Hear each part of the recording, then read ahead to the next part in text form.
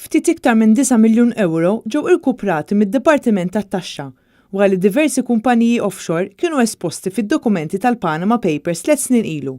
U dan l-ammont kbir ta' taxxa li kien irkuprat mit-Tax Compliance Unit jispjega b'mod mill-aktar ċar dak li Conrad Mizzi u Keith Schembri jidher li kellhom f'moħħhom meta fetħu kumpaniji u kontijiet bankarji fil-Panama. Skont informazzjoni li akkwistat it-Times mid-Dipartiment tat-Taxxa, jidher li aktar minn 9 miljun euro ġew irkuprati, aktar minn 5 miljun euro f'taxxa diretta u aktar minn 4 miljun euro f'taxxa ta' ommissjoni u interessi. Fl-2016, il-Panama Papers tefgħu attenzjoni globali fuq l-użu ta' kumpaniji offshore mill-kriminali, ċelebritajiet u l-politiċi sabiex jaħbu u jaħsu l-flus tagħhom il-bot mill-awtoritajiet fiskali. Skont it-Tax Compliance Unit kien hemm 237 persuna f'Malta li deru fil-Panama Papers, 163 individwu, 62 kumpanija u 12 il-trustees.